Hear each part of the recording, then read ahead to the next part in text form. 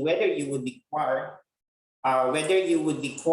to have a copy of an electronic certificate. Okay.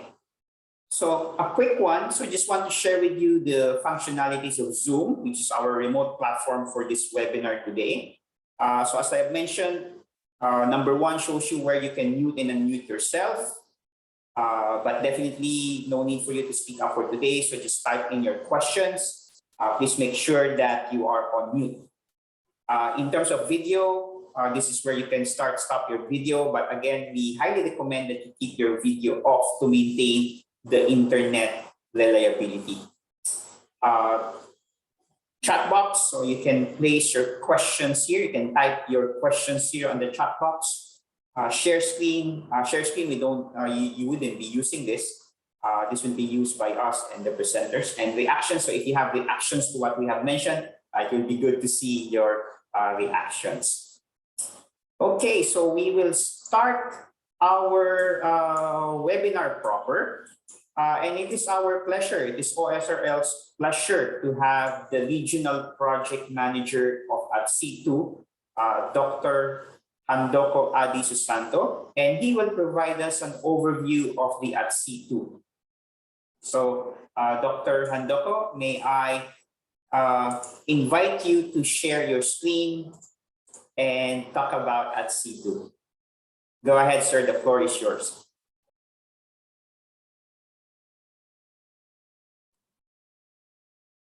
Thank you, Norman. Very good afternoon, everyone.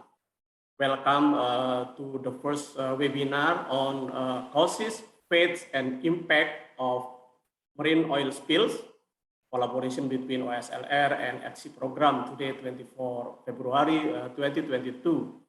So allow me to provide a short introduction to the Arafura and Timor Sea Ecosystems Action Program, or well known as ATSEA, especially for those who just joined us today.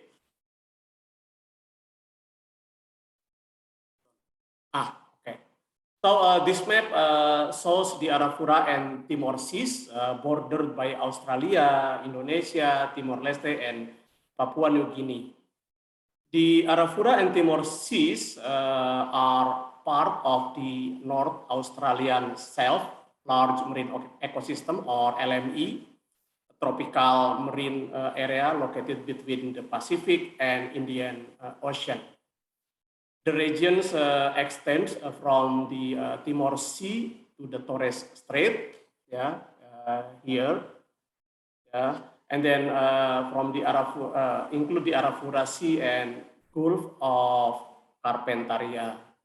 The ATS region contains both near pristine and highly threatened coastal and marine ecosystems, which play important ecological and economic roles in the four littoral nations.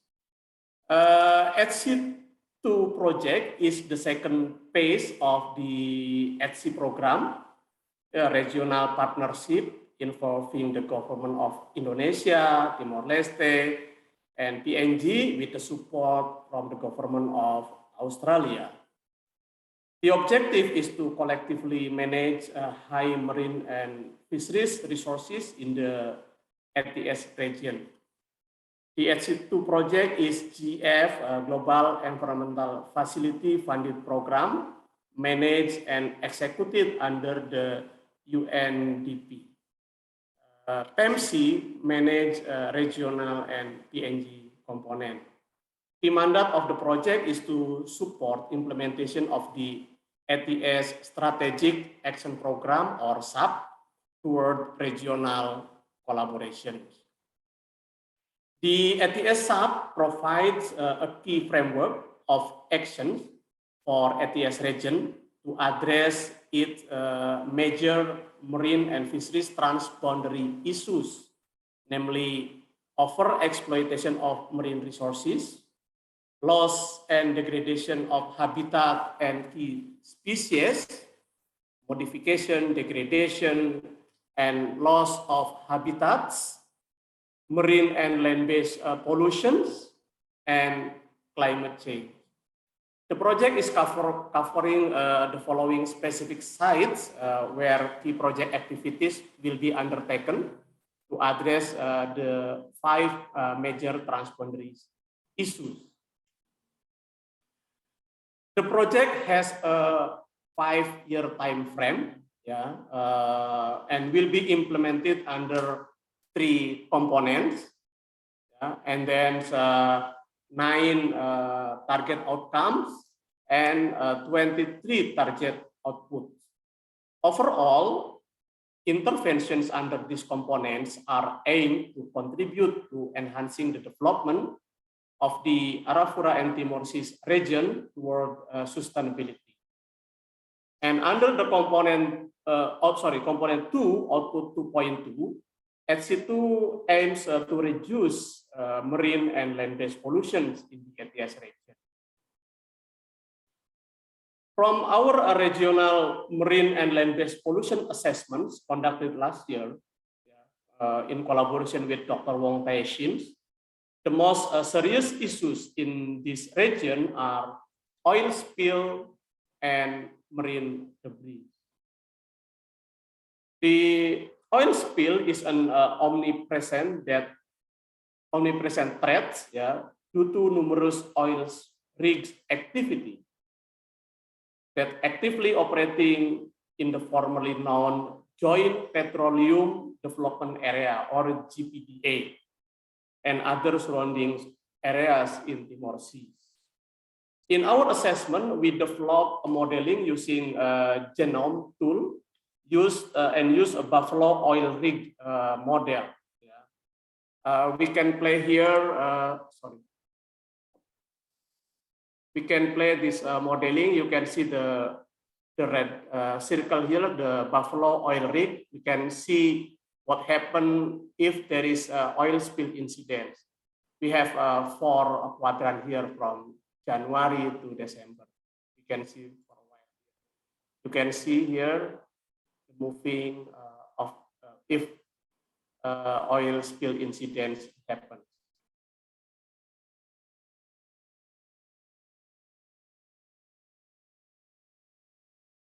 So from this modeling result, the southern coast of Timor here, and then also Rote Islands are especially vulnerable to oil spill incidents.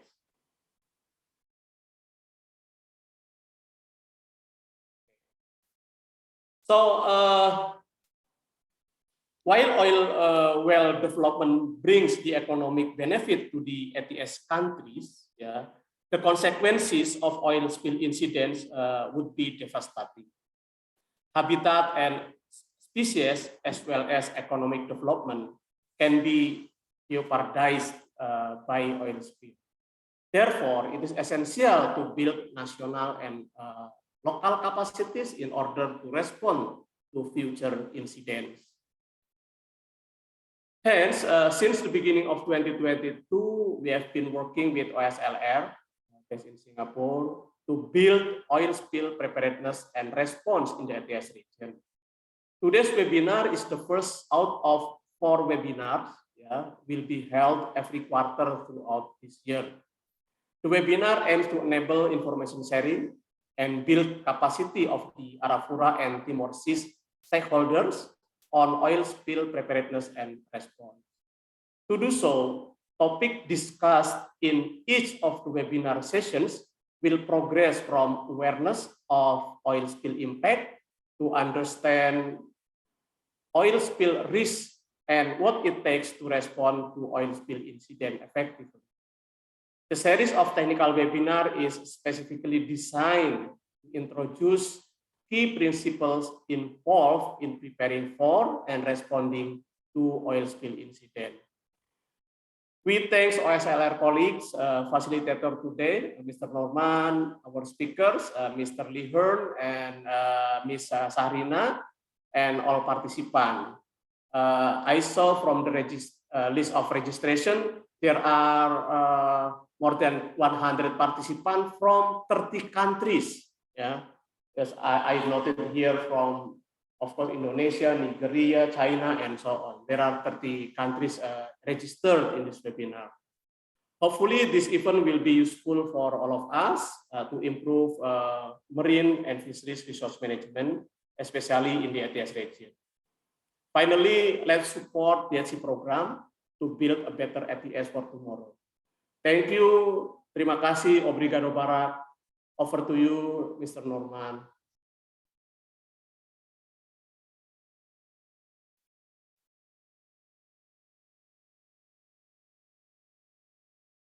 Hello, Mr. Norman. I was on mute. So thank you, Dr. Handoko, for your opening remarks and introducing to us what ATSEA-2 is all about. So I will go through quickly on the introduction of Oil Spill Response Limited. So for us, Oil Spill Response Limited, so we are the world's leading global oil spill response specialist since 1985. So we are the largest international industry funded cooperative. So actually our members are those environmentally and socially responsible oil and gas and transportation companies. So we are also a global integrated provider for surface response and both surface and subsea well source control services. So by being a member of OSRL, you can gain to our full suite of expertise and of course for any of your response and your preparedness needs on a global basis. So again, who we are, so we're the largest international industry funded cooperative. So we are owned by major oil and gas production and transportation company. Most transportation companies are shipping companies. And what we do provide are the resources to prepare for response and oil spills efficiently and effectively on a global basis. So not only people, but also equipment with regards to responding and for your preparing for oil spills. Right, now I would like to introduce the presenters for today. So the first presenter will be Mr. Yo Lihern, who will talk about the causes and fates of marine oil spill. And Ms. Sharina Shanavas, she will be talking about the impacts of marine oil spill. And really happy and really pleased that these two colleagues of mine join me. So these are, I would say, one of the best consultants that I work with in our department. So Mr. Yo Lihern, he's already spent 10 years in Oil Spill Response Limited. He has experience in actual oil spill response and has done a lot of preparedness projects and more specifically with regards to working with some government agencies. While Ms. Sharina Shanavas, she's already about 9 years in Oil Spill Response Limited, and her expertise is mainly on the oil spill preparedness. So she has done a lot of capability reviews, development of oil spill contingency plan for both our members and of course for some of our government clients as well. So without further ado, I will get Lihern to share his screen and start his session on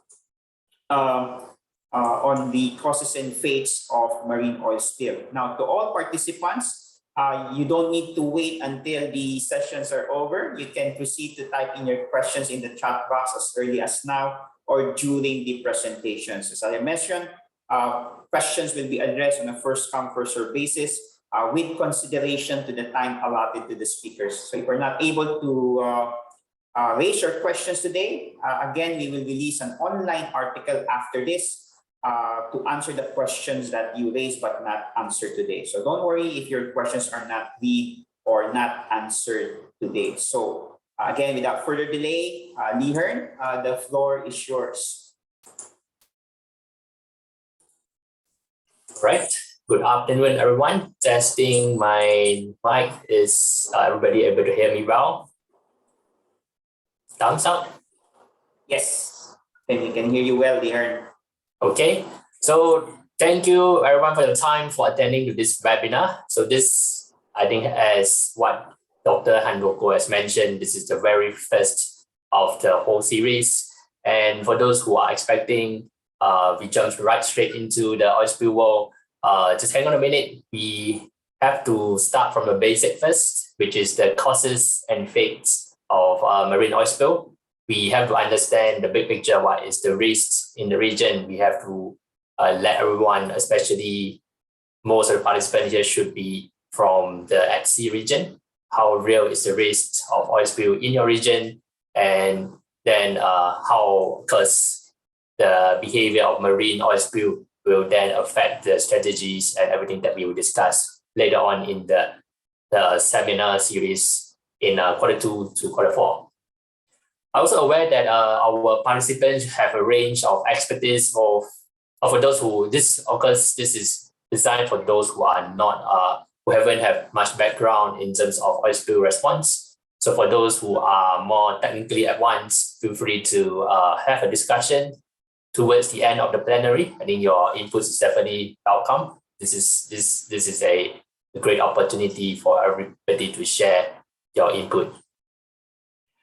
All right, without further ado, let's straight go into the session for my one. So what we would like to talk about in this session, firstly, of course, to know what are the sources of and causes of marine oil spill.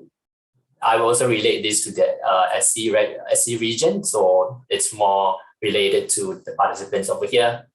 Then next would be what are the key properties of oil, why we know there are so many properties, and what are the key 5 properties that will actually affect their behavior when they are in the environment.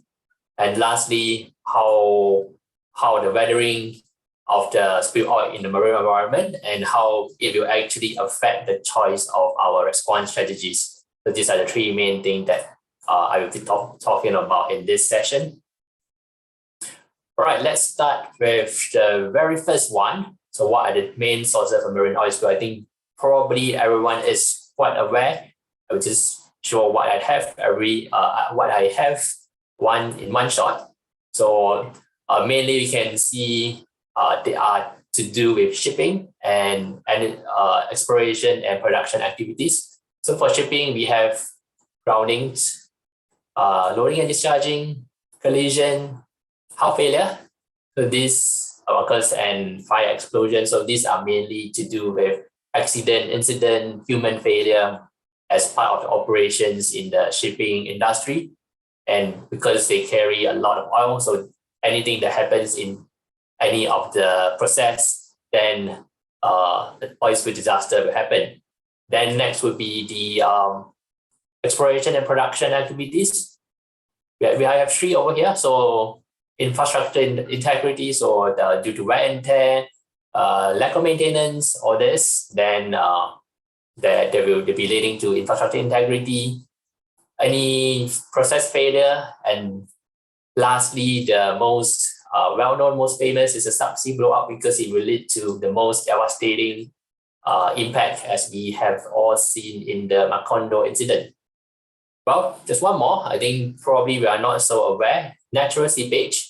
This is something that happens every day, naturally, because of the movement of the Earth crust. So actually, oil will be seeping, but in a small and consistent volume, and this will go in the environment.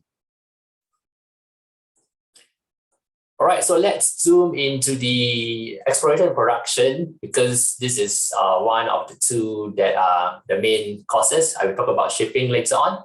So from the study by IOGP back in 2017, so there are more than 51 reported spill with more than 100 barrels of oil spilled. There are a lot more with more than 1 barrel, so I do not want to look into those small statistics. So let's zoom into 100 barrel. So out of the 51 reported incident, 35 of them, we know what was the cause.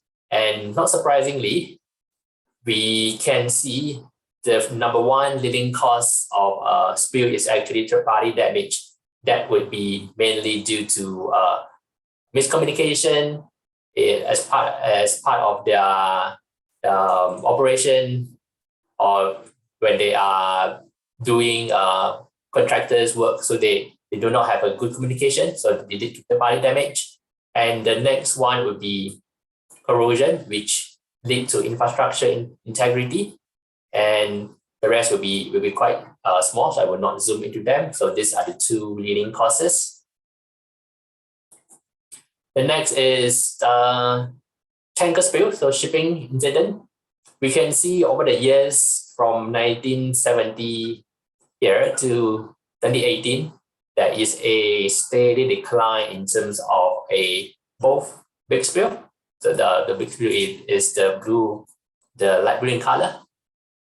No, the small spill is light blue in color, and the big spill is the cyan color. So you can see there's a steady decline, but this does not mean we have to we should not pay more attention to this. In just these 2 years alone, I see there are more instances of tanker incidents. So this should be something that should be under our radar. And out of the tanker spill, what was the main reason that led to the spillage? So without much surprise, actually, the top two is actually grounding and collision. So this account for about more than half of the incident in both the big spillage and the small spillage. Okay, so we know these statistics are for global, come from globally. How about in the Arafura and Timor Sea region? How are they relevant to us?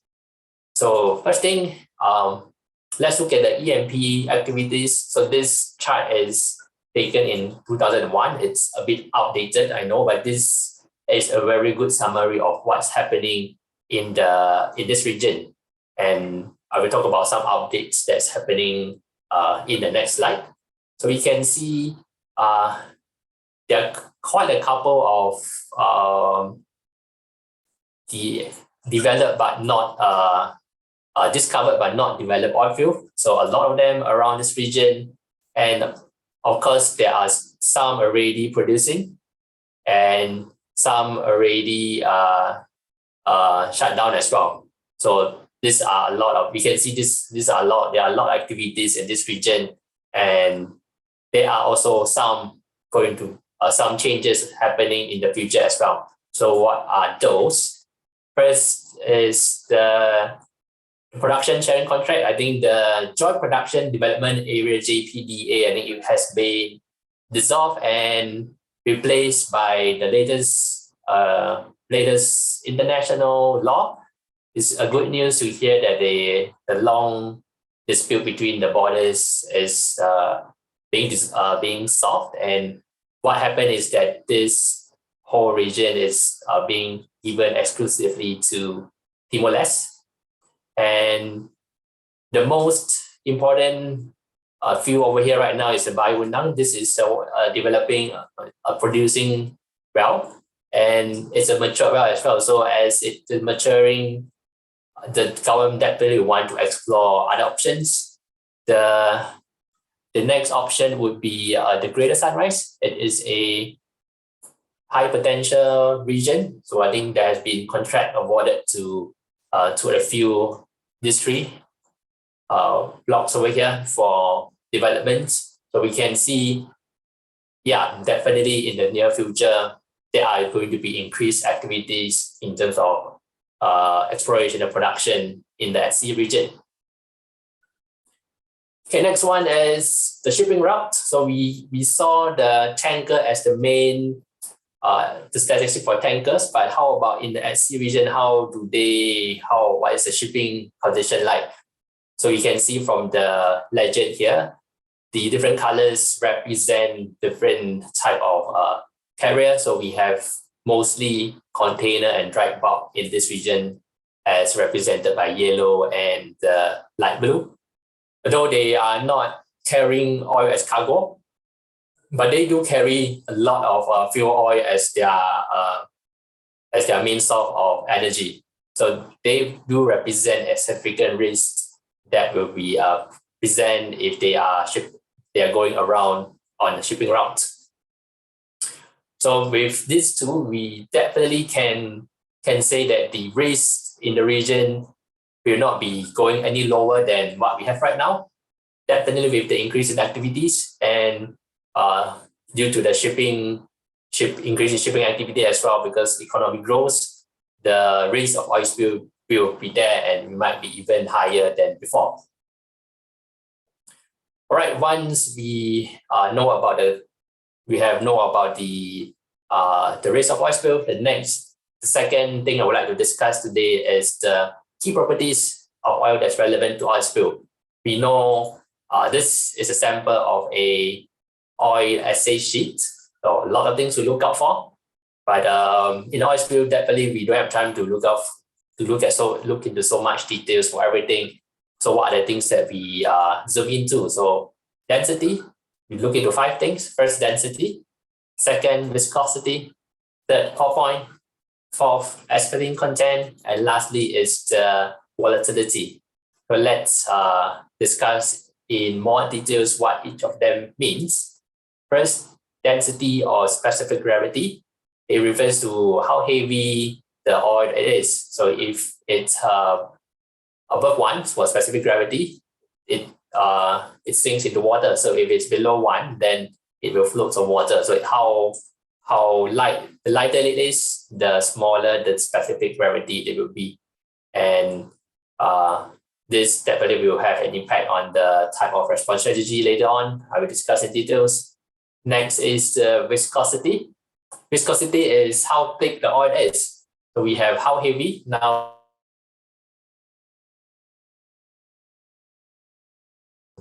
resistant to flow, then it means that there are high chances of sedimentation. If it's low viscosity, means it's more likely to spread, forming a larger area for us to clean up on the surface. That is the pour point. Pour point is the temperature below which oil does not flow. It sounds a bit technical, so let's just put it into context. So if the oil that I have, example, Montara crude, if it is above its pour point, so if the pour point is above the sea temperature, then it's not going to flow. And if it's below the sea temperature, then the oil behave normally just like what we expect it will be. I will have a video to show this. Don't worry if it still confuses you, because this is definitely something quite technical, difficult to understand. The fourth one is volatility. So this one is probably quite a common one to everybody. So it's how likely it evaporate in a given temperature. So if the oil is light, for example, petrol, then it's very volatile. After like 10 minutes, it will disappear once it's being spilled, example, on the roadside. Last one is asphaltene content. So asphaltene is a heavy compound, heavy element inside the crude oil. So how much of the heavy element it has in the oil itself. So it has more than 0.5%.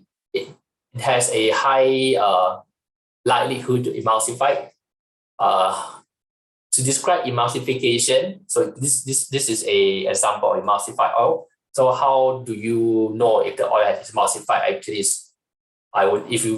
if I were to compare it to something that we see normally in our household, it would be like your whipped cream. So if you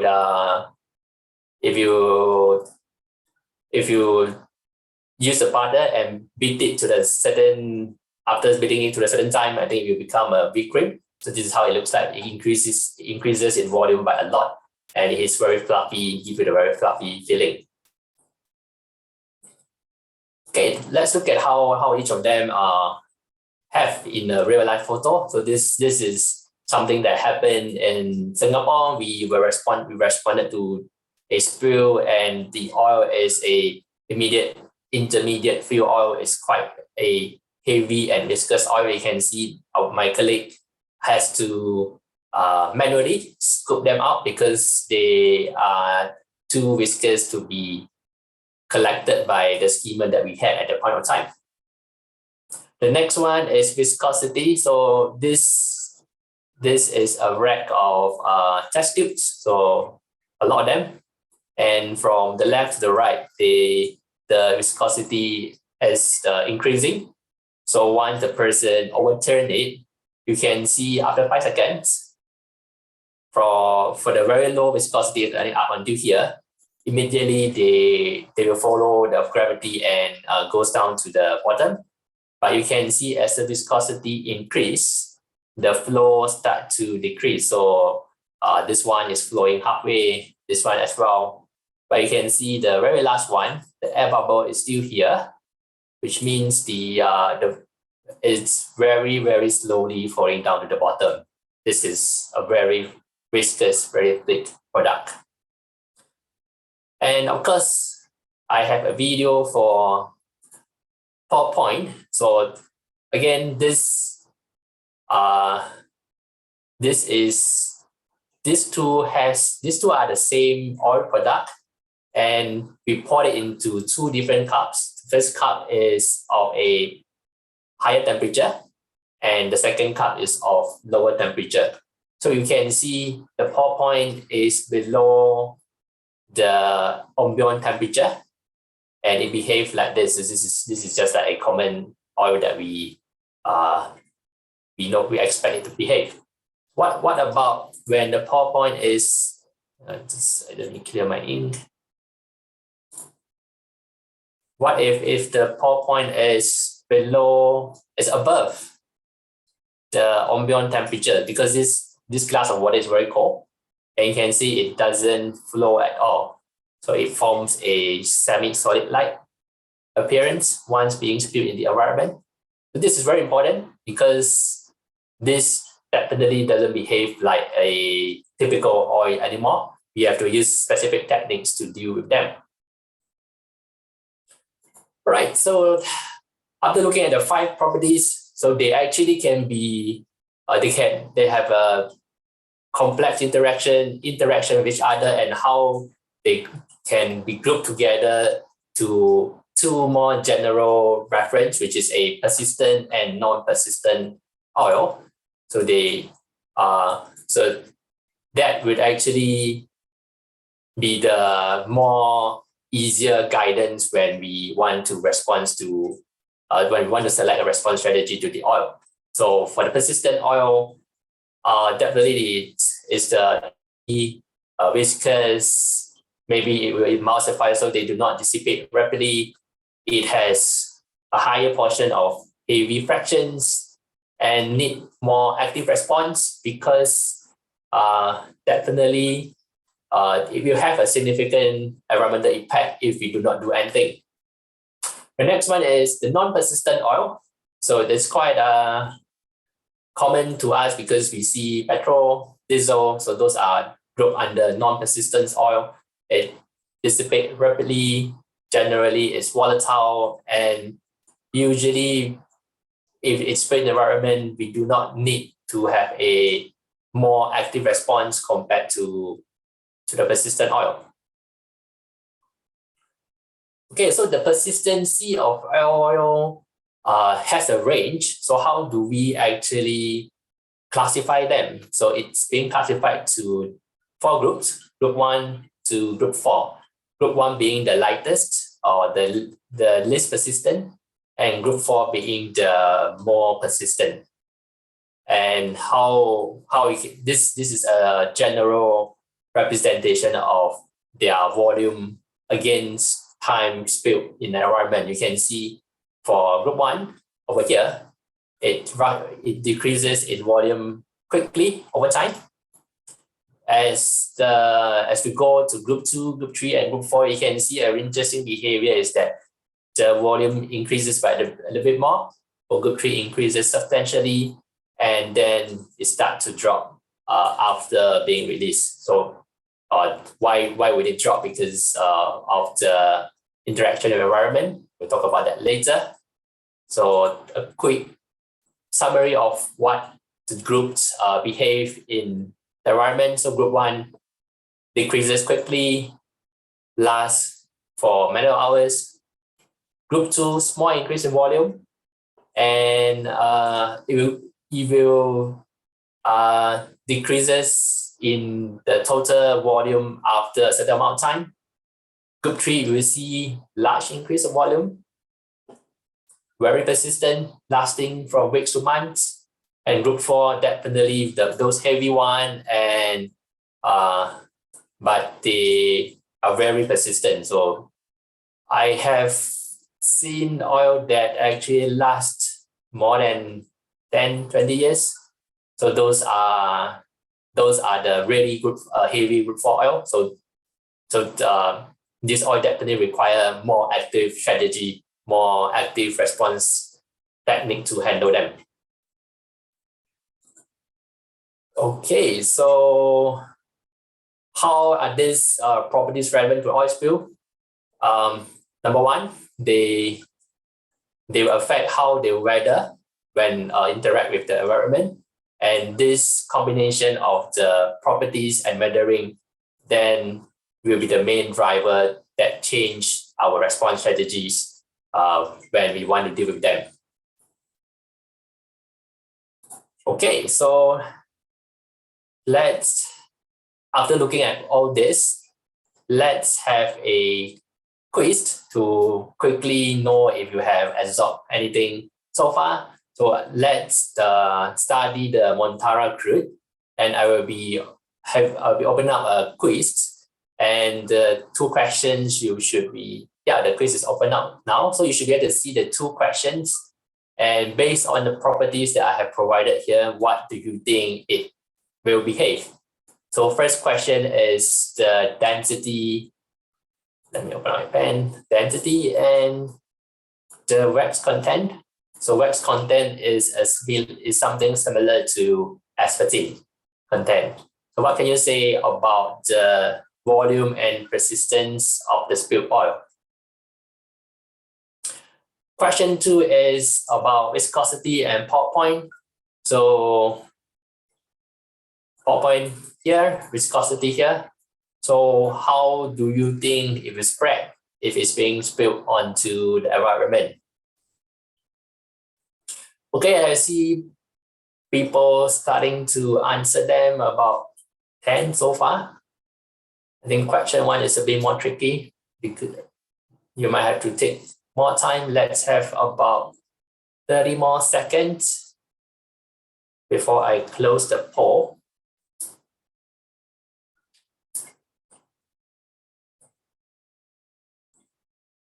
So far, question 1, I think I have quite good response. Question 2, a more variation in the answer. Yeah, actually that's the real tricky one of the 2.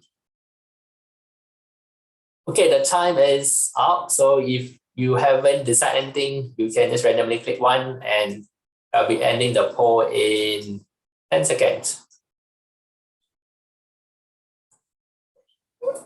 Okay, I just ended the poll. And let me share the result with you. So let's see what everyone says. So for question 1, I have about 60% of you who have gotten the correct answer. So from the density and the wax content, you can see it is between group 2 and 3. So definitely at the more heavy end, and the wax content is really high at 11%. This is the heavy, how much heavy component it has.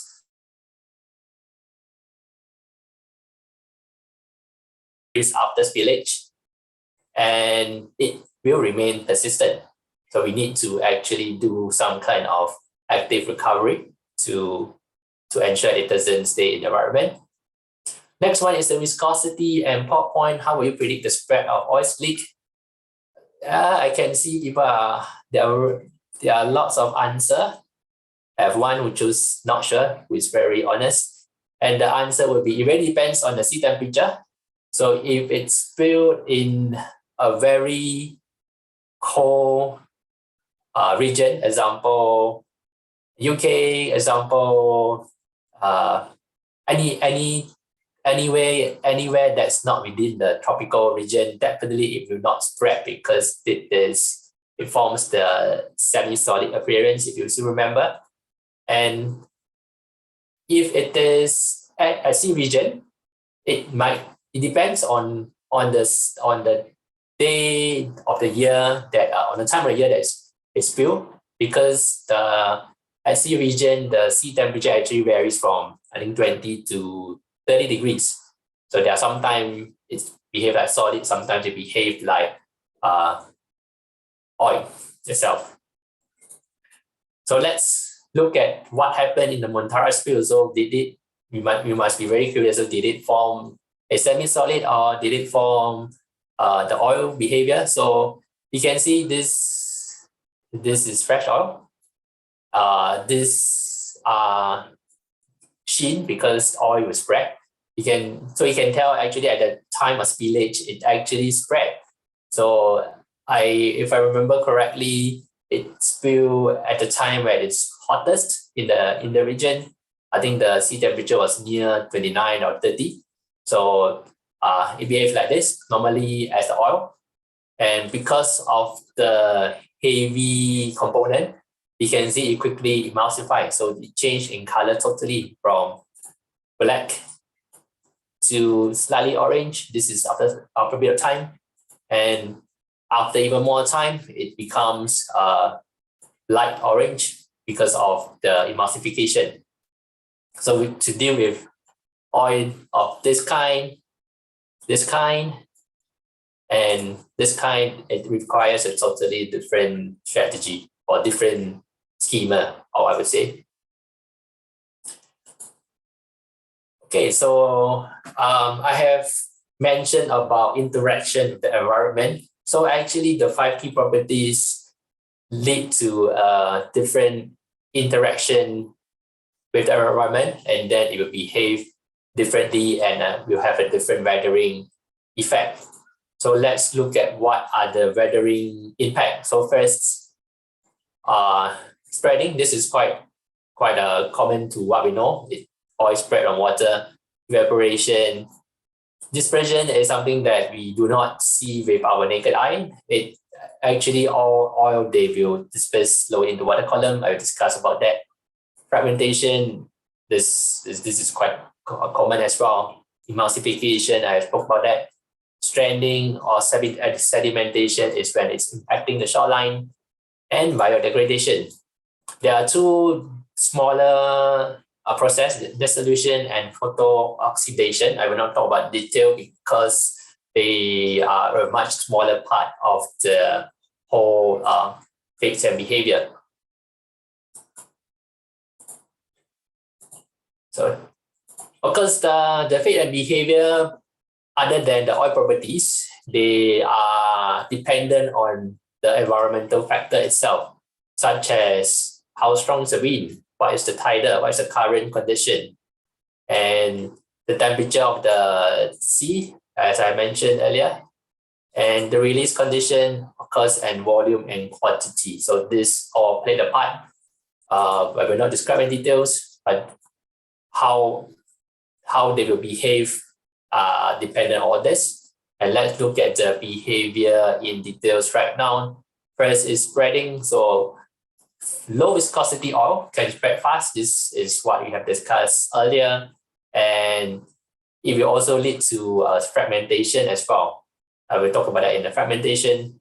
So if the oil spread to a much larger area, definitely increases the complexity of response. Sometimes it spread to as large as kilometers, hundreds of kilometers square. So to survey or to respond to this kind of large area, definitely a lot more coordination, a lot more resources. Next is evaporation. So this is primarily affected by volatility. And if the ambient temperature is higher, then of course the evaporation speed will be, the rate of evaporation will be higher. And if the oil spread to a larger area, then the evaporation rate also will be higher because you have more area for the lighter ends to escape. So what is important here would not be the response strategy itself, but rather a health and safety concern, because lighter end sometimes it might be it might lead to a flammable environment. So this is something really important. We want to keep people safe. And something we need to take note is that evaporation, although it's good to us, we don't have to clean up. It will leave behind heavy residues because crude oils, it has a range of light and heavy fragments. So if the light ends are evaporated, we'll be left with the heavy end, and we still need to deal with those. Next one is natural dispersion. I think this picture actually best describe what it is. So naturally, the oil will disperse into water column, and this actually increases the droplet surface area for other processes such as biodegradation and dissolution. And sometimes this is a process that we want it to happen. So we do this by using a mechanical agitation to enhance this process to happen. The next one is emulsification. So this is something I mentioned before. What it happens is that actually water gets into the oil itself and form a stable complex, and because of that, the volume increases by 4 to 5 times, and asphaltene content is the main driving force or key factors to determine whether it is likely to create an emulsion. And often we'll see a change in the color. So once you see a different color, like from black to orange, brown, this is an indication of emulsification. Once emulsified, of course, the oil also behaves differently, and that is why we need to have a change in example schemas, because some schemas depends on a specific behavior of oil. The next one is stranding and sedimentation. This is something that we observe quite frequently in all oil spills. So it happens because the oil get pushed to the shoreline. So it's stranded on the shoreline. You can see it's like this. Or like this, and sometimes if the sea condition is too rough, the oil becomes submerged and resurface when the condition improve. When it's submerged, it might actually brings together some of the sediments, and slowly it will sink to the bottom, and it's called tar ball. So this is formation of tar ball is because of the sediment that it contains, and it actually sinks to the bottom of the seabed. The last one what I talked about is biodegradation. So this is actually the ultimate fate of oil if we do not do anything. If how oil itself will slowly disappear in the environment because there are microorganisms that actually like to break them down as their energy source or their food source. So after some time, depends on the oil type or temperature or the area, whether it support enough growth of the microorganism. So if you actually breaks down all the oil in the environment to other compounds, the water-soluble compounds, and eventually water and carbon dioxide. So this is actually what happens in the natural seepage as well. So if oil is seeping naturally, it will disappear because of the biodegradation. Okay, so let's look at the next question. Back to the Montara incident. I think this is something we are all quite familiar or we know about in this region. We understand the area dispersion application was conducted as part of the oil spill response operation. So what process actually is the main driver behind dispersion application? So which process did we make use of it?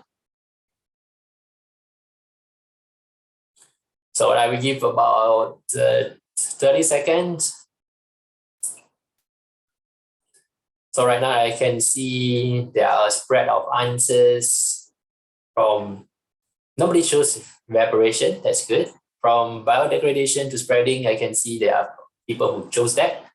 I will end the poll in 10 more seconds, and I will describe what happens and why which one is the main driver. Okay, 5 more seconds. There's one person who chose evaporation now. Okay, I shall end the poll. And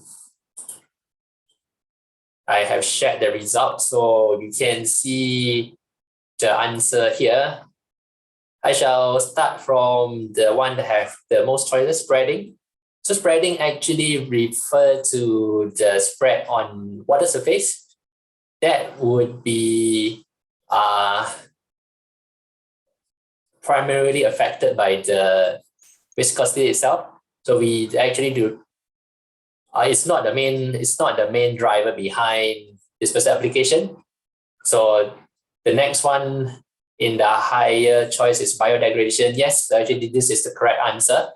What we want to happen, actually there are two processes that we would like to enhance. First, the name, you can see dispersion. So you want it to disperse.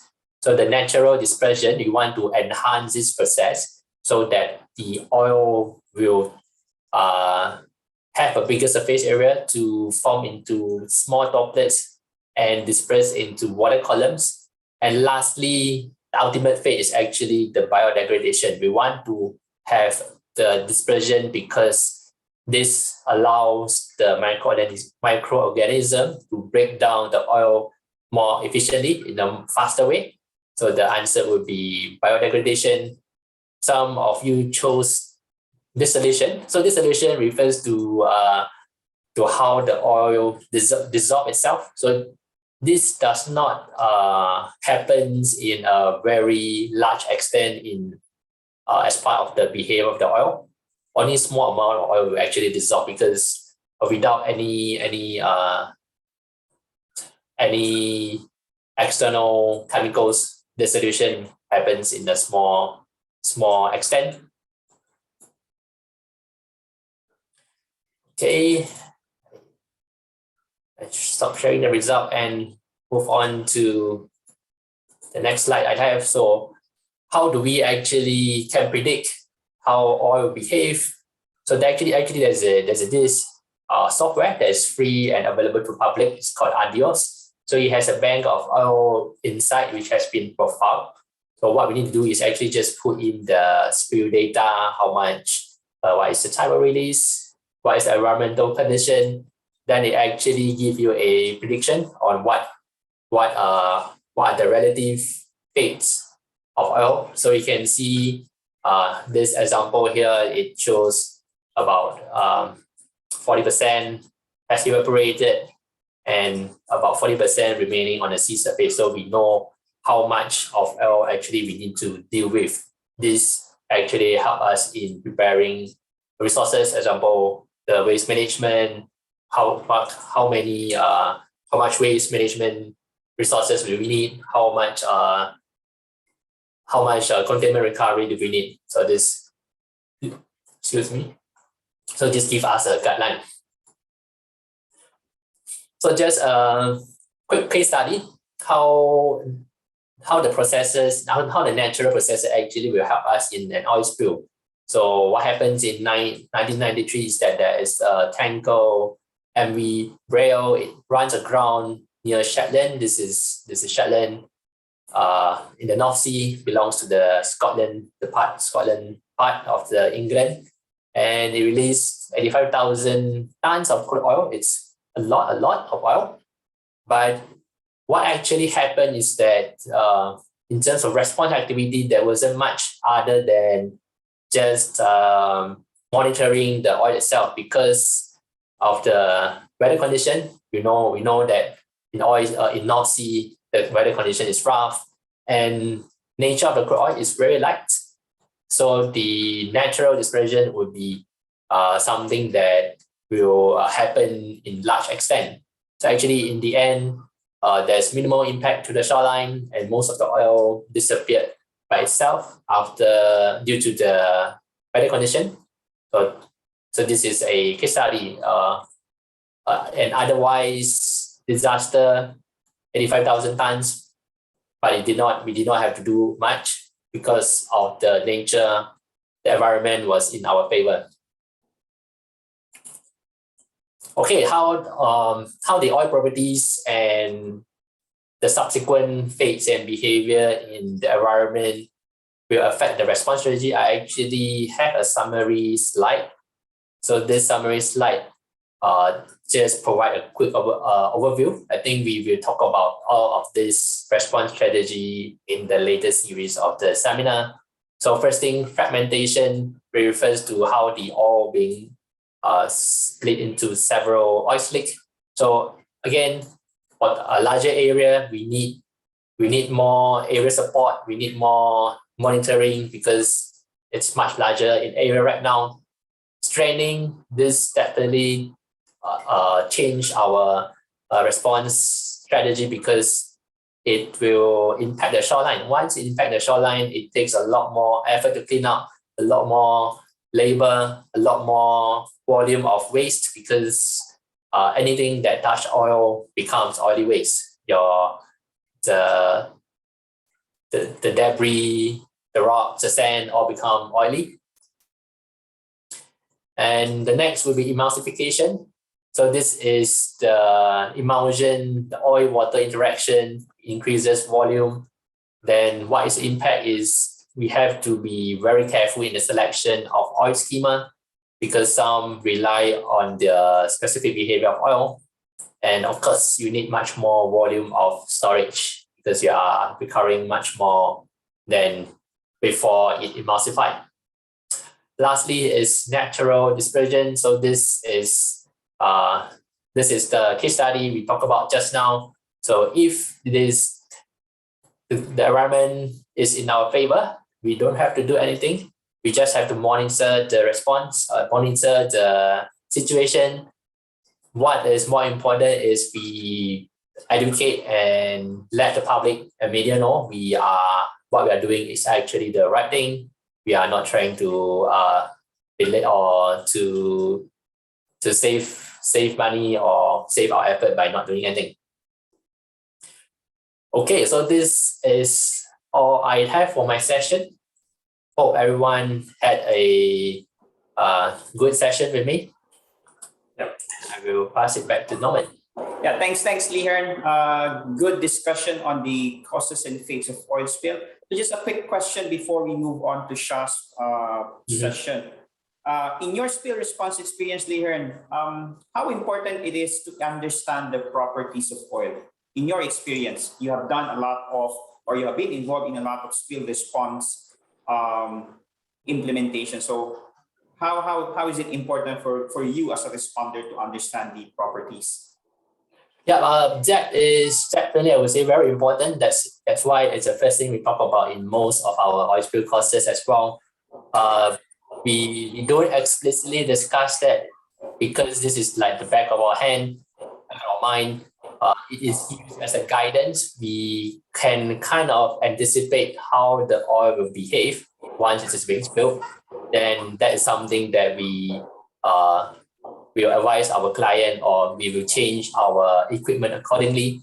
Of course, we should not be solely dependent on all this because this is all a theoretical approach. We still need to, example, we still need to observe and to see what happens on the actual ground. Then because each oil spill is unique in the sense that once it is put in the environment, we do not have exactly the same environmental condition all the time. So we have to really be on the ground and combine it with the properties to determine what is the most appropriate response. Okay, thank you, Lee Hearn. So again, we encourage all the participants to ask your question. I see a lot of questions already. And to our audience, please check your chat box. We shared the link to the attendance and feedback form. So you can indicate on the attendance form whether you require an electronic certificate. So we request the participants to complete that form and submit the form after the webinar.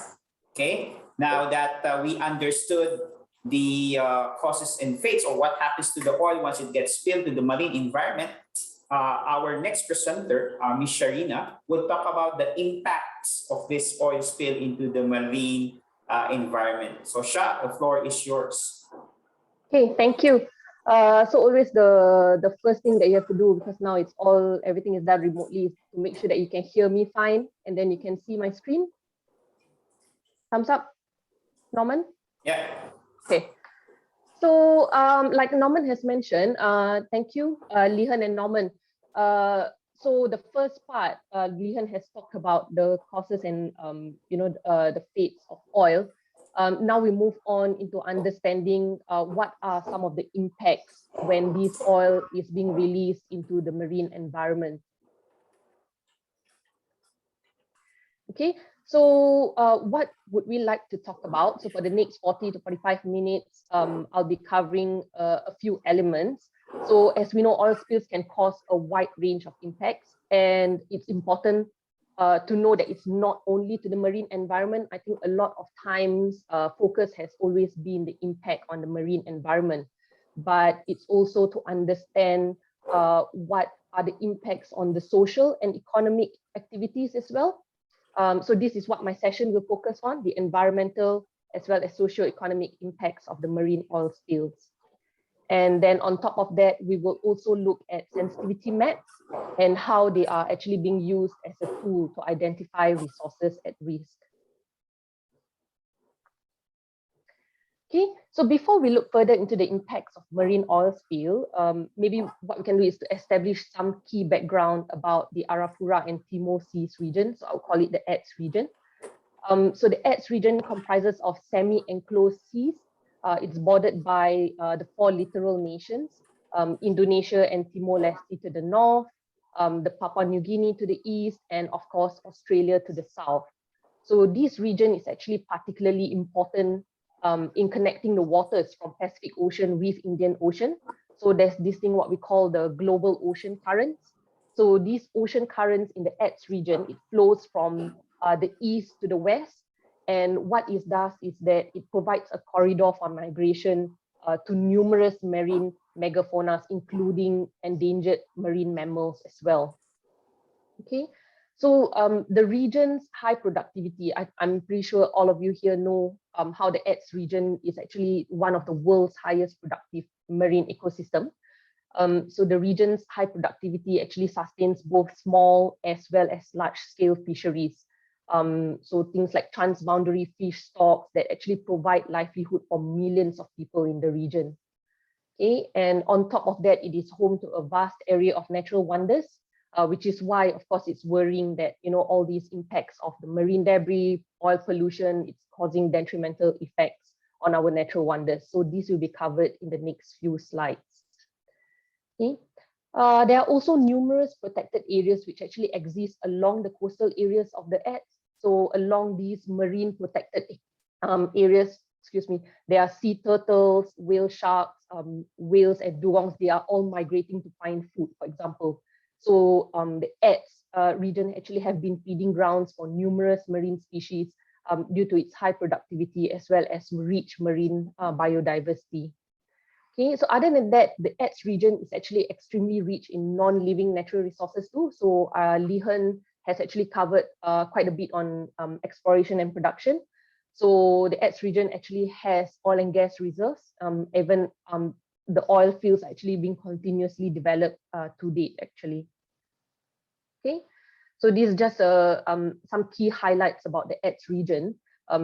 To let you actually understand why we are concerned about the environmental as well as socio-economic impacts of this region. Okay, so one of the points that I highlighted noted about the ATS region is how it is home to a range of natural wonders. So I've used this for quite a bit. This part of my session, we will talk about what these natural wonders are and how an oil spill can actually negatively impact them. Okay, so what are some of the potential sensitivities likely to be impacted by an oil spill in this region? So what we have done here is categorize them. As you can see, there's offshore habitats, inshore habitats, the birds and mammals, as well as the shoreline habitats. Okay, so what I've listed here are some of the sensitivities that are common in the ATS region. So if you look at the offshore habitats, there are the planktons and fish, and then the inshore habitats, for example, the seagrass, the coral reefs, as well as sea turtles. Okay, and then under the birds and mammals, we have shorebirds, seabirds, as well as marine mammals as well. Okay, and then shoreline habitats, they comprise of extensive sand areas, muddy substrates. We have fringing corals and coral rock because these are naturally found in many mangrove and seagrass ecosystems. Okay, so for the birds and mammals, I will talk a bit more about that later. So what we have consideration here is nesting colonies. So I know in the ATS region, there are seasons whereby there's nesting colonies of shorebirds and seabirds. And then for marine mammals, the dugongs are actually commonly cited as well. Okay, I will just have a polling question here just to get you to feel about the ATS region. So we talk about how it's a home to all these natural wonders. So what percentage of the world's mangroves do you think actually exists within this region? Okay, so I see people putting in their answers.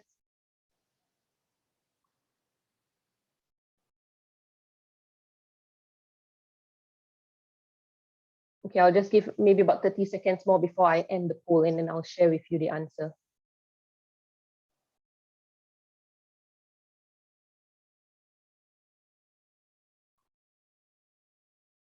Okay, 10 more seconds. I still see some answers coming in.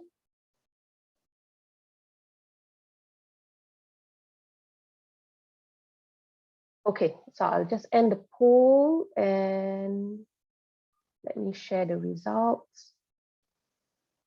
Okay, so if you can see here, actually the quite a range. So you have majority, saying that it's between 15%, 25%.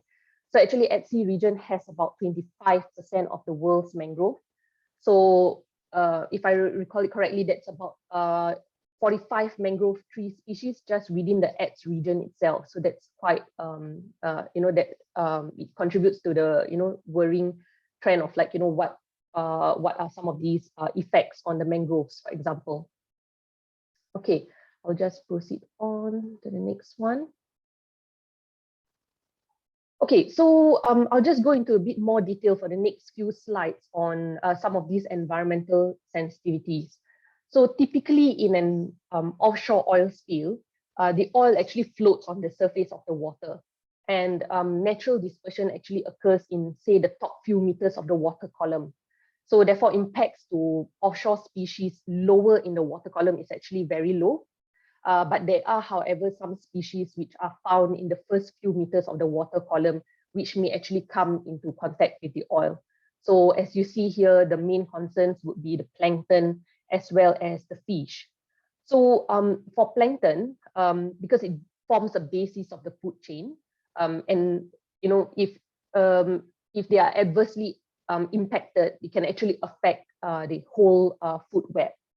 Okay, so typically for ocean water column, it contains wide variety of planktonic organisms. So it can be, we can be talking about eggs, larvae of fish, or invertebrates, for example, which eventually they settle on the seabed. So for planktons, one interesting fact is that they actually naturally suffer rise and fall in population numbers. It can be because of like predation or generally changes in environmental conditions. So in an area where there is very high nutrient content, the plankton populations can bloom, whereby numbers actually dramatically increase.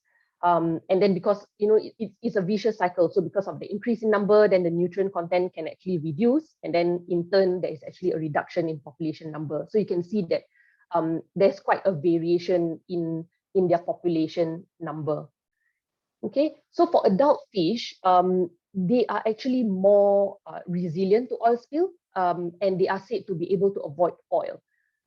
So the concern is not so much on these free swimming fish because they are less likely to be impacted. However, if you think about all these caged fish, or we call it fish farms, for example, because they are within a fixed location, so they are actually potentially a greater risk because they are not able to avoid the exposure to oil in the surrounding water. So as you can see here, I've mentioned that there's actually greater impact on mariculture, fisheries, and populations which are close to the nearshore areas. Okay.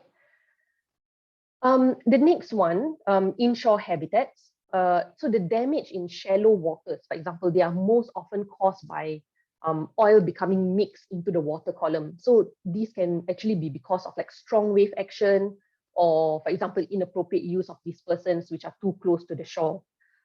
So some of you might be familiar, within each country, some of the regulations on dispersant use is that you are not allowed to actually use it too close to the shore where there are shallow waters. So for example, where you have light refined products or light crude oil, they have become dispersed into the shallow water, leading to like high concentrations of toxic components of the oil. These can actually cause harm to those living in the sediment, for example. Okay, so example of sensitivities that are within these inshore habitats are, for example, your seagrass, coral, and then we also have reptiles, for example. So in terms of seagrass, so there are different species of seagrass that can be found in like temperate and tropical waters. So I think in ATS, if I recall, I read about 15 species of seagrass beds, for example. So they actually support a very highly diverse and productive ecosystem, and it actually forms a shelter for many other organisms. So for floating oil, it's most likely to pass over seagrass beds with no detrimental effects. But if oil or its toxic components become mixed into these shallow inshore waters at very high concentration, then the seagrass and also the associated organisms may actually be impacted. So it's interesting to understand, what are the different response strategy, for all these sensitivities. So when you think about cleanup operations in the vicinity of a seagrass, for example, you need to take utmost care because the plants can actually easily be torn or pulled out by vessel propellers or boom anchors, for example. So that's why it's actually important to understand the sensitivities around the area for planners or even responders to actually think about the right response strategy. Okay, and then we move on to the corals. So ATS region is actually adjacent to the coral triangle. So this coral triangle is actually an area which contains about more or less about 80% of the world's coral species. So that's about 37% of the world's coral reef fish species, for example. So that's the organism that's associated with the coral. So I think everyone here knows what the value of coral reefs. So they provide an extremely rich and diverse marine ecosystem. They are highly productive. They offer coastal protection to otherwise like exposed shorelines, for example. So the thing about corals is they are highly sensitive. So they take a long time to recover from oiling. So dispersed oil, for example, it presents a greatest risk of damage to coral reefs. So the risk is highest, of course, when you have increased turbulence. If let's say you have breaking waves that encourages natural dispersion of spilled oil, like Lihan has mentioned. So, it can be an issue where dispersants are being used in such area. So in addition to the coral themselves, the communities which the habitat supports, they are also sensitive to oil. Okay, so something interesting to note is that actually vessel groundings, they are actually a more prevalent source of damage to coral reefs than the oil pollution itself. So there are other activities that can cause stress in corals, for example, overfishing or like increased sedimentation due to deforestation, for example. So these are activities that can actually cause damage to coral reefs. Okay, so it's not just the oil pollution. Okay, and then I'll move on to reptiles. So like I think within the ATS region, the concern would be more of the sea turtles, for example. So floating oil, they actually may be a threat to marine reptiles. Turtles in particular, they are vulnerable, especially if, let's say, we are talking about the nesting season. So you can have loss of eggs or hatchlings may occur because oil strands on these sandy beaches, or if, let's say, the nests are disrupted during a cleanup operation. Okay, so these are some of the considerations or some of the sensitivities that might be at risk in the event of a spill. So the next one we'll talk about are the birds and mammals. So actually, interestingly, seabirds are actually the most vulnerable open water creatures. And in major incidents, I think we have seen this in the Macondo incident, large numbers actually are affected and they may perish actually. So the most common effect of oil on seabirds is actually the smothering of their plumage. So that's their feathers, for example. So their plumage is actually the key to their survival. So it provides like insulation as well as buoyancy. And the problem is that when the seabirds come into contact with oil, it actually interrupts this process. Seawater enters the protective layer of the feathers, for example, and it comes into direct contact with the skin. It results in things like heat loss, as well as subsequently hypothermia. Okay, and then so that's the second point. With regards to ingestion, so once they are being oiled, a bird's natural instinct is actually to clean itself. So by preening, right? So what happens is that it can actually spread the oil over like other clean areas of the body. So oil is very likely ingested, and in turn, it can actually cause serious effects like congested lungs, intestinal or lung hemorrhages, for example. So these are some of the concerns that we have, or some of the impacts that the oil can have on seabirds, for example. But given these, actually, there is no direct link between, like, for example, the quantity of oil spilled and the likely impact on seabirds. The extent of the impact on the population is actually related to various factors. So, for example, let's look at seasons. For example, if you have a small spill, but it happens during a breeding season. So breeding season means that the number of, like, let's say the seabirds are very high.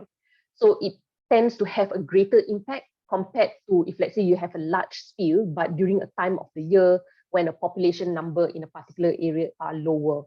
Okay, so it's actually not a direct link between quantity and the impact on these seabirds. So it's actually also important to understand, which season that, that it's likely that this population would be at a high number.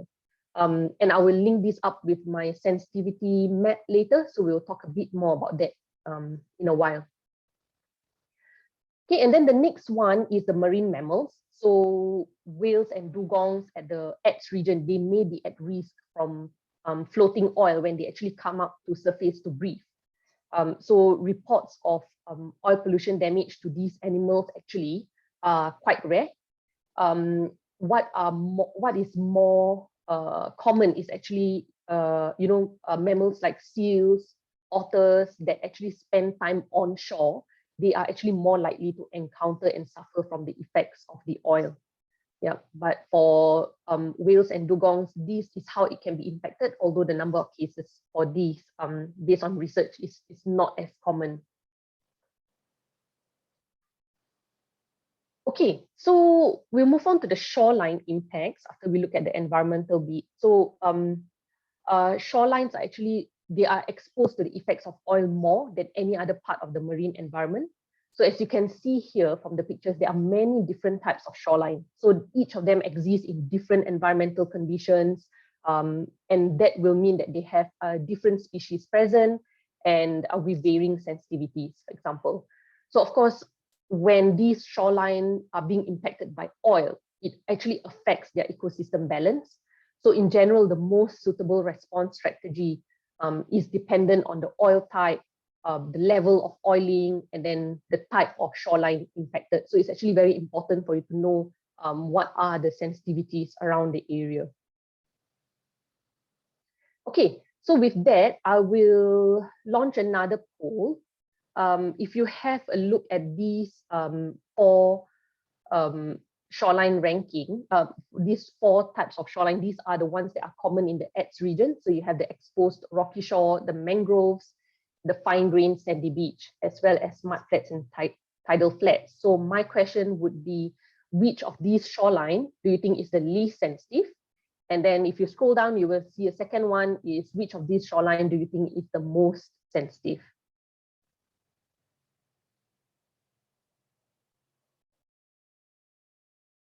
Okay, so I start seeing people inputting.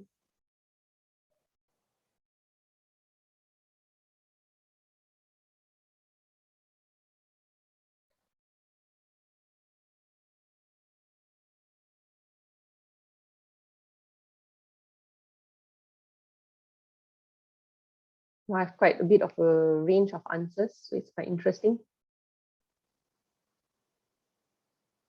Okay, maybe I'll give another 20 seconds before I'll end the poll, then I can share with you the results.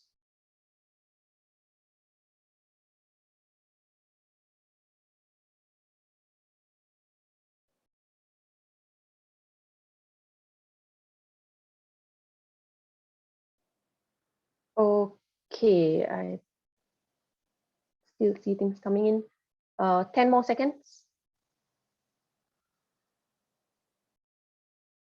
Okay, I'll end the poll, then share with you the results.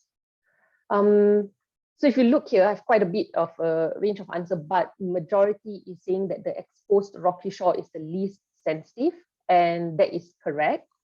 And then for the most sensitive, again, majority mentioned it's mangroves, and that is the correct answer. So if you look at, I will just get rid of this. So if you look at these four different shoreline types, the mangroves are actually the most sensitive, followed by mudflats and tidal flats, and then the sandy beach, and then finally will be the exposed rocky shore. So I'll just briefly mention why this is so. So for example, if you look at the exposed rocky shores, they are generally of high energy environment. So they have a high capacity for self-cleaning. For example, any organisms there, they tend to be more resilient to the effects of a spill. That's versus if, let's say, you look at fine-grained sandy beach, they are more sensitive because it has a varying degree of, let's say, biodiversity or ecological sensitivity, dependent on location, of course. So if you have like a beach, they hold a significant social and economic status in many areas.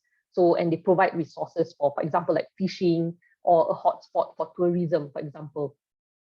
And then if you have mudflats and tidal flats, they are located in the intertidal zone. So generally, they are actually mostly submerged, but maybe exposed twice daily, for example. So again, these are a very important ecosystem because it supports like large populations of wildlife, and they also form a significant barrier to coastal erosion, for example. Okay, and then lastly here would be your mangroves. So they are the most sensitive. Aside from the fact, of course, everyone knows that the mangroves support a high degree of biodiversity. These areas can actually be damaged by both chemical imbalances and the physical smothering caused by the presence of oil. And then that is not the only consideration. For example, you have if you do a cleaning up actually expose mangroves should be prioritized in a sense, because with protection booming, for example, set up as soon as possible, because if you have cleanup strategies whereby you bring in machineries, it actually inflicts more damage than the oil alone. So avoiding both personnel and heavy machinery entering the area is actually critical when it comes to mangroves. So it's actually the most sensitive. Okay.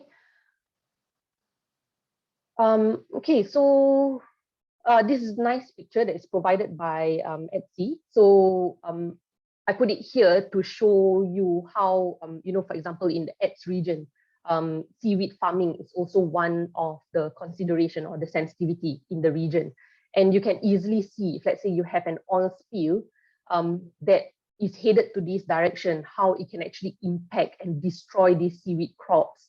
And then on the other hand, in turn, it actually affects the livelihood of these seaweed farmers. Okay, so these are some of the impacts of marine oil spill. Okay, so we talked about shorelines earlier. So what I want to highlight here is this environmental sensitivity index from NOAA. This is the National Oceanic and Atmospheric Administration. It came up with this sensitivity index to highlight shoreline rankings. Basically, it's like a rating of how sensitive an area of shoreline would be to an oil spill. For example, the rating that you can see here, the scale goes from 1 to 10. And if you can see, it's actually also color coded. So for example, a rank of 1 here represents shorelines with the least susceptibility to damage by oiling. They are color coded, for example, dark purple on the ESI maps. So examples here will be like steep exposed rocky cliffs and banks. Why it is least sensitive? Like I've mentioned, the oil cannot penetrate into the rock, so it'll be washed off quickly by the waves and the tides. If you can see, the sensitivity actually increases across the index here. So a rank of 10, like what I've mentioned about salt marshes as well as the mangroves, it represents shorelines that are most likely to be damaged by oiling, so they appear in red. So if you look here, we talk about vegetated wetlands, your mangrove swamps, your saltwater marshes. So oil in these areas, they tend to remain for a long period of time. They penetrate actually quite deeply into the substrate. So that makes your cleanup actually more challenging, and it can actually inflict damage to many kinds of plants and animals. Okay, so this is what an environmental sensitivity index aims to tell you. Okay, the next one that I'll move on. So we talk about the marine impacts. So environmental impacts. So in addition to environmental impacts, it's important to take note that oil spill can actually cause very serious financial losses. These are sometimes experienced by economic sectors that rely on clean seawater or clean coastal areas. Okay, so we will look into what are some of the potential socio-economic sensitivities in the ATS region that can actually be impacted by an oil spill.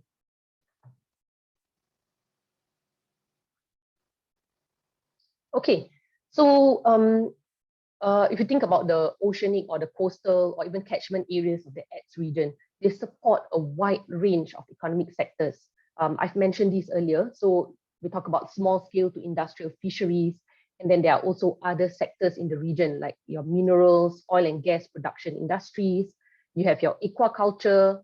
What else is there? Marine tourism, shipping ports, and then transport related activities. So all these are actually your socio-economic sensitivities. So one thing to highlight about socio-economic sensitivities, they have lower biological use, man-made, so mostly socio-economic impacts are more related to activities which has a low ecological or biological use. And because of that, the intention is generally to minimize such spills to human exposure in such socio-economic activities. Okay. So as you can see, this was what I highlighted earlier. These are some of the sensitivities that within the ATS region that may be of concern in the event of an incident. Okay, so just to delve in a bit more detail into each of these sensitivity. So we talk about tourism. I know in the ATS region, the marine-based tourism actually has been identified as a potential economic growth area. Of course, it delivers benefits through employment, through income generation, for example. And some parts of the ATS region are also popular for a range of activities like your diving, your boating, sorry, excuse me.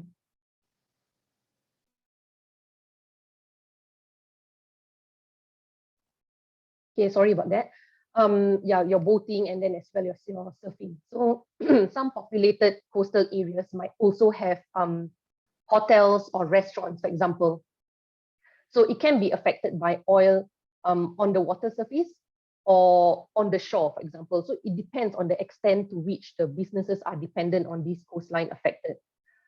Even if you think about it, if let's say if you look at this second picture, if let's say, the coastline has been affected by oil, cleanup operations are successful, your normal activities can resume, it could be that media attention may have actually already caused disproportionate damage to the local image, because it contributes like public image of prolonged widespread impact, for example. So it might hinder, tourists from coming in, even way after the cleanup operations have been completed. Okay, and then we'll move on to the industry. So if you think about seawater, of course, it's being widely used in a broad range of industries. It's used as a coolant, for example. And then users of seawater, they actually rely on the ability to draw clean water from the sea. So if you look at it, of course, your oil and gas, this is one of the activities that actually use seawater, for example. You have agriculture. So for example, contamination of crops and animals. Some people might argue it's rare, but it can occur if, let's say, the spill coincides with high tides or, let's say, onshore winds, for example. So the water levels can actually rise sufficiently high enough to actually allow oil to strand where the animals are grazing. So of course, in the event of an oil spill, water intakes have to shut down as a precaution, for example, against damage to machineries or to avoid a more extensive shutdown of the entire operation. So of course, it results in business interruptions as well. Okay, and then we'll move on to the next two. So we talk about shipping and ports. So in the context of the ATS region, if you look at sea transportation, it's actually important for movement of, let's say, general cargoes, your livestock, commodities, or mineral resources.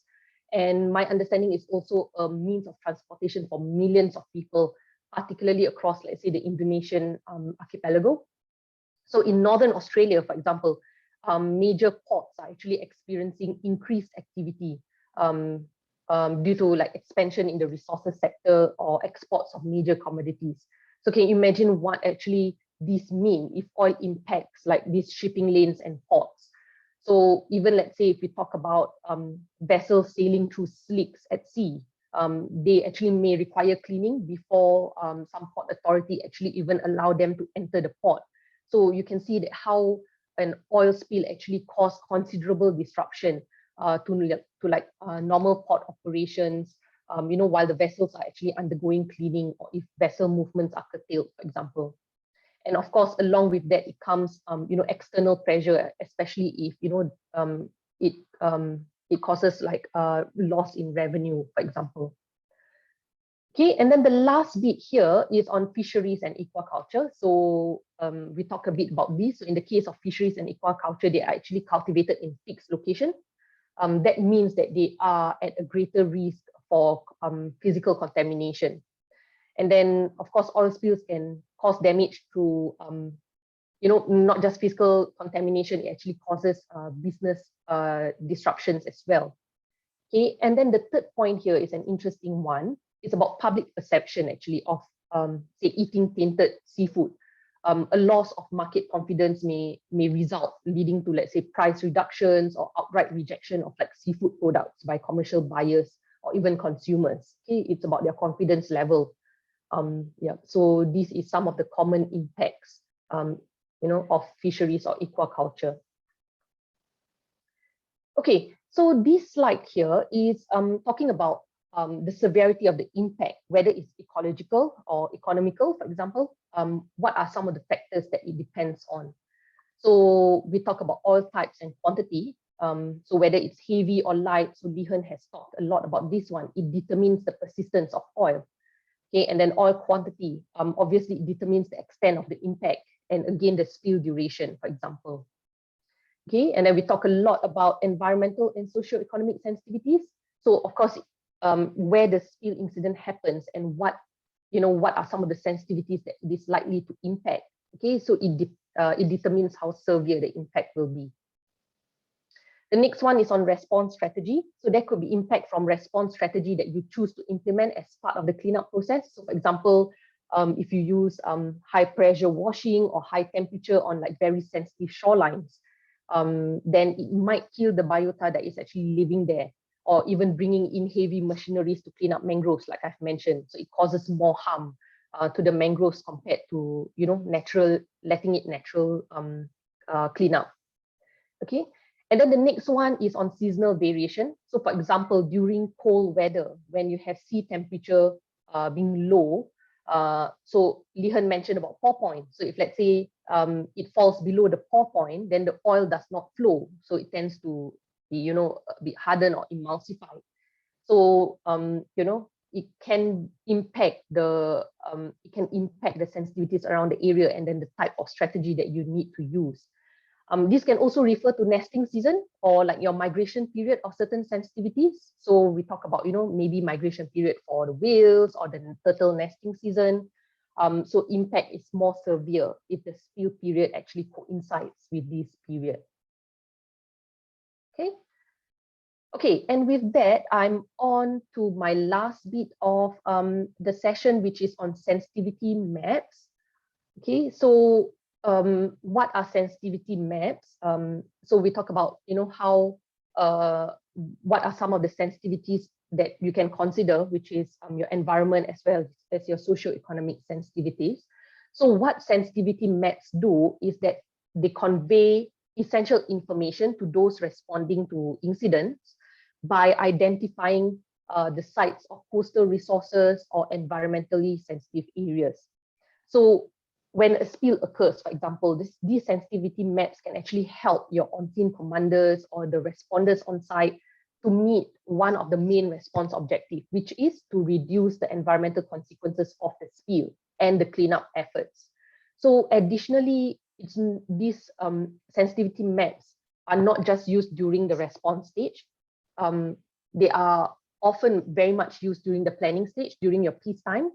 It helps planners to identify which are these vulnerable locations, help them to establish protection priorities, identify cleanup strategies, for example.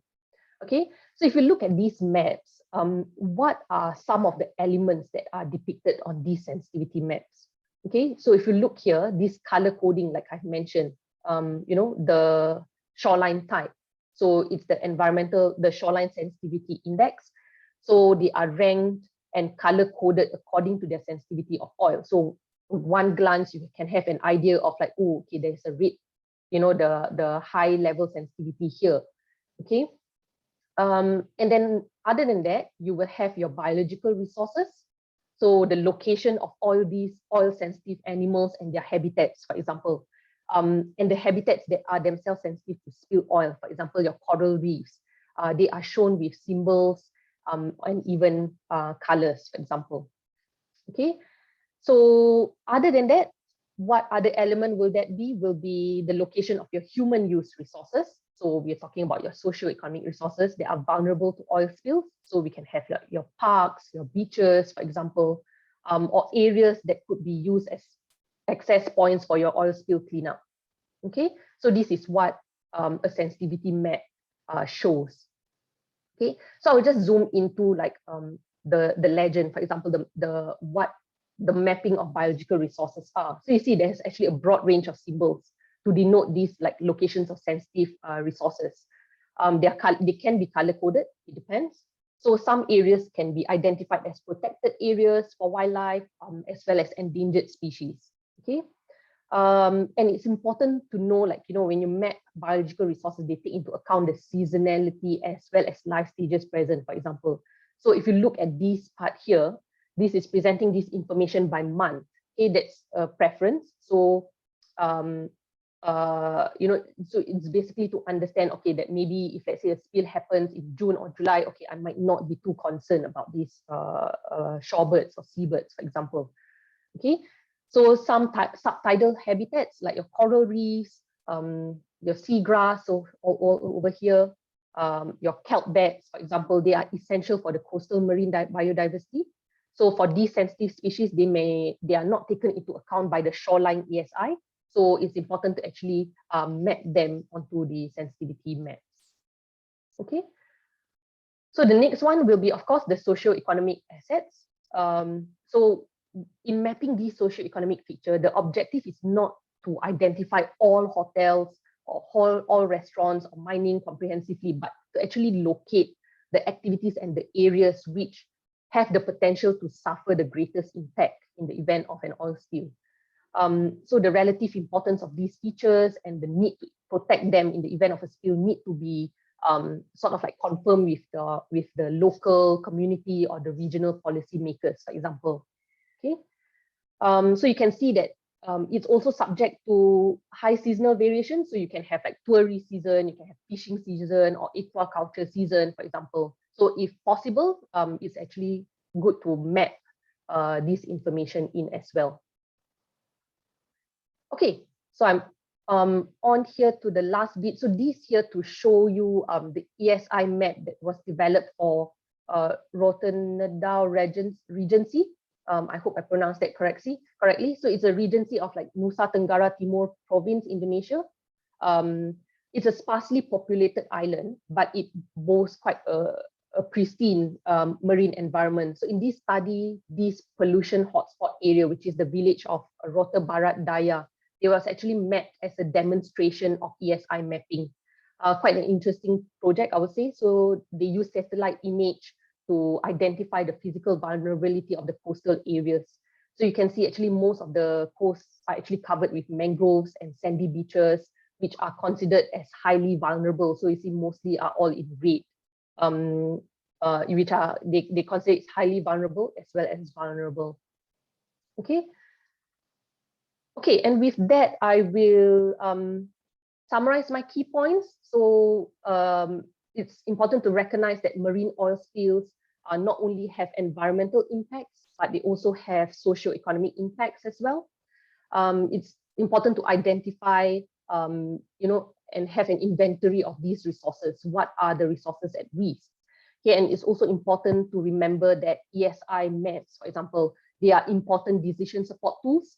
So they are a critical source of information to help planners establish like protection priorities, and also for responders to help with the decision on like, which response strategy to use during an incident.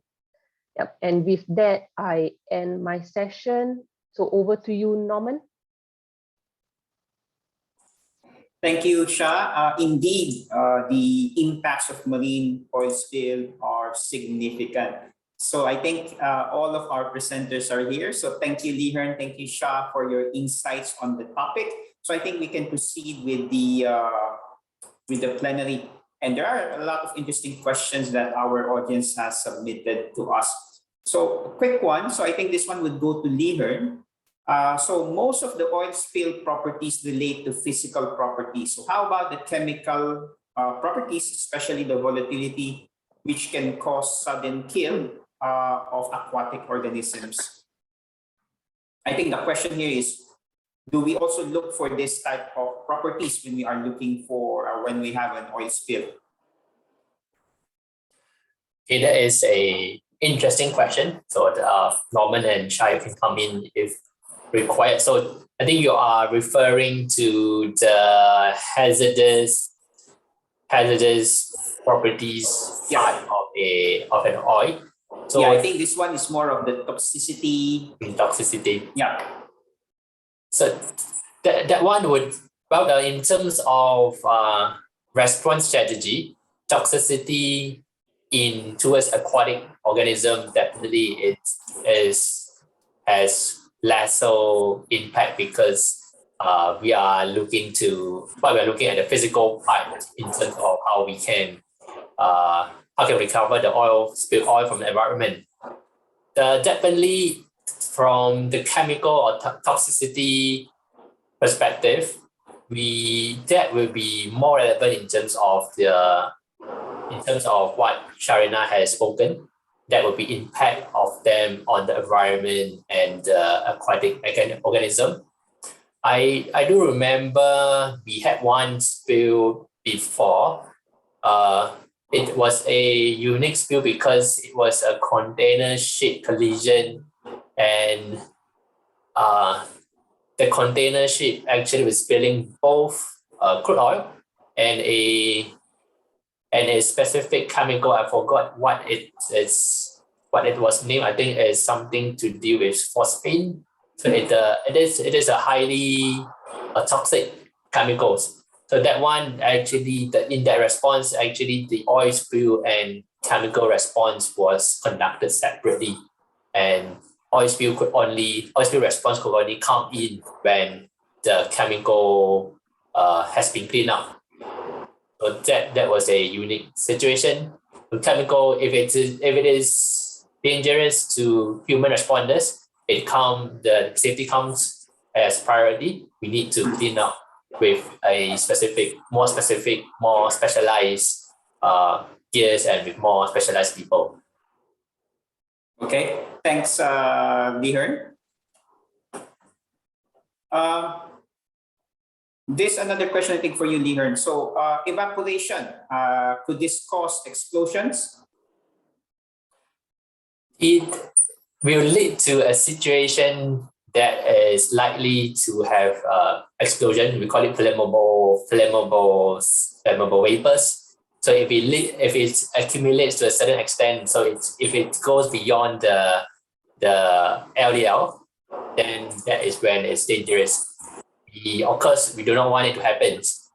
That's why when the oil is volatile, the top priority is always the safety. We want to make sure the atmospheric content is safe to enter before we actually do anything.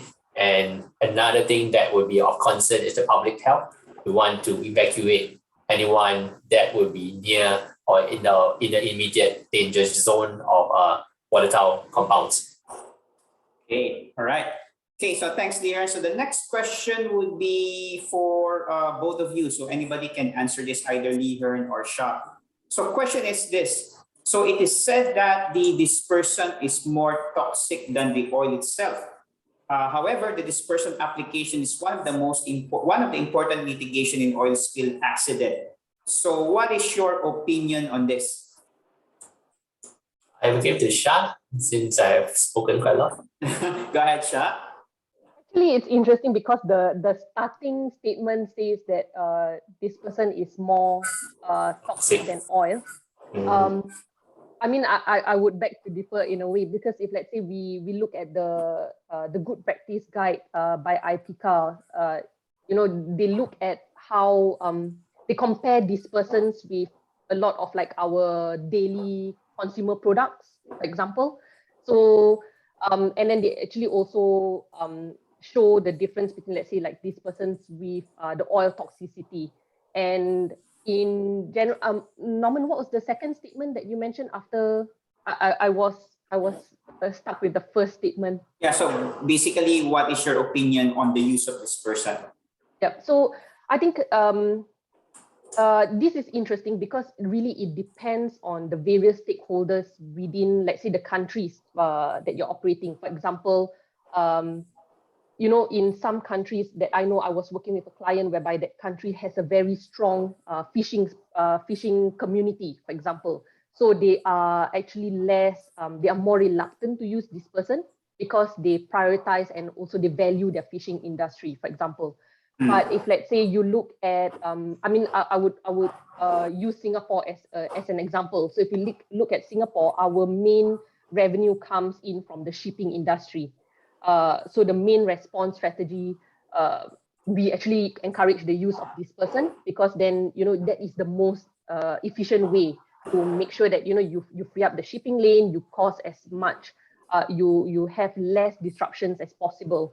But the main thing here becomes, it all boils down to having a good stakeholder engagement.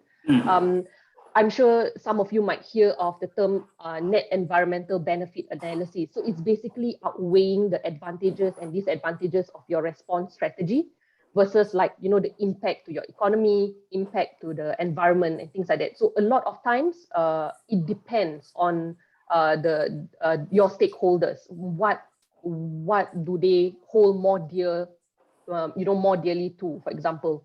So yeah, I hope that answers your question. Thanks, Shah. So is it a fair assessment to say that although dispersant is an important strategy, however, there's a lot of factors and criteria to consider before we can use that? Yeah, correct. Yeah.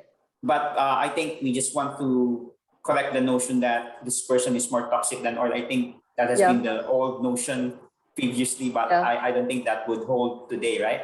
Yeah. So I mean, it's a controversial. That's why I was stuck at the first, the first statement. But it's a controversial, sort of like there's a lot of discussion about it. But but I think importantly, it all boils down to your stakeholders and what is important for your economy and for your sensitivity. So we'll park that other conversation for another time. Yeah, that's a good point. Thanks, Sha. So I think this next question would be for you as well. So which one, in your opinion, I think, which one of the oil spill events is more worrying? Was it be on the water area or once the oil hit a coastal area where you have a mangrove? Which would be more worrying? So I think, again, my answer will be, it depends. So I think if you look at mangroves, it's ranked as one of the most, sensitive environment on your, for example, your ESI ranking. So and then the fact that in the end, if let's say it impacts your mangroves, there's not much that you can do. Like I've talked about net environmental benefit analysis. Is there any benefit to bringing heavy machineries, bringing in response personnel to clean up your mangroves? It causes more damage. So it's more worrying in a sense that what if the oil actually impacts your mangrove, then it's a bit worrying because then it takes a long time for the mangroves to actually recover from that. So then there is a lot of consideration on preventing oil from actually reaching your mangroves because of the challenge in cleaning up your mangroves. So actually that naturally would have to be prioritized. So in the end, you would have to think about how do you prevent. You might have to do a bit of shoreline booming to prevent the oil from entering and impacting the mangroves versus all these inshore habitats like your coral reefs, for example. Yeah, it's a good answer, Sha. Thanks. So next question is, I think this one's for Leehern. So how many days do you think the fresh spilled oil would it take for the oil to be emulsified in a marine environment? Okay, my answer would be, it depends as well. I think we give a lot of this answer. It's not because we don't want to give you the fixed answer. How long does it take to emulsify? It depends on the weather condition. So if the sea condition is rough, the emulsification will take place much faster. And secondly is the oil itself. So if the oil has a lot more asphaltene content, the emulsification will also occur at a much faster rate. What I can provide is that the Montara crude, the emulsification was quite fast. I think it happens within days, if not hours. But I do have seen other type of oil spill, and it is much lower, probably about a week or so. That is something that we call the window opportunity for us to do much more options because the oil is fresh. There are more options for you to clean them up.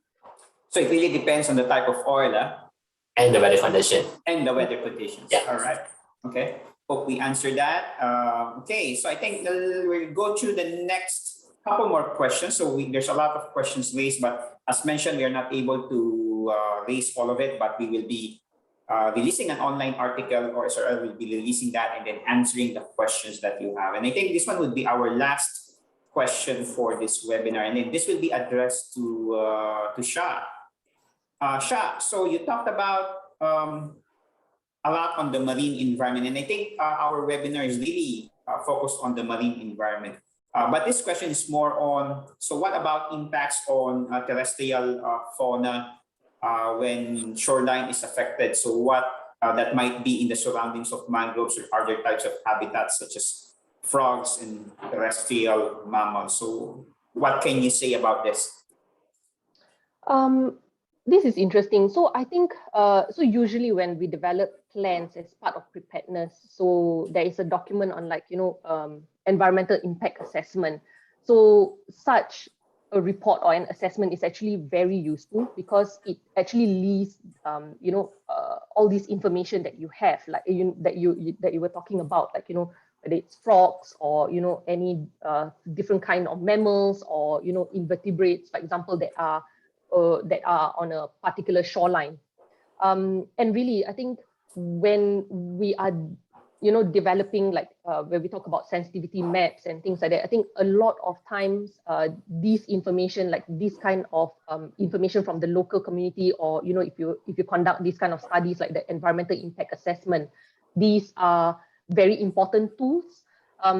So these can actually be used during the planning stage to determine, hey, this area is like, okay, it has a very high cultural cultural importance, or okay, this area we are concerned about these kind of species of let's say frogs because they are endangered and things like that. So these are some of the considerations that that will be put in, and then if you have that I mean, if an organization has that capability, you will actually map these onto your sensitivity maps as well, so that when you are as a planner, you use these to develop, which are the protection priorities, and then these get cascaded to the response guys on site. Okay, these are areas that I'm concerned about, that the community is concerned about. So these are protection priorities that you need to think about, make sure that it doesn't get impacted by oil.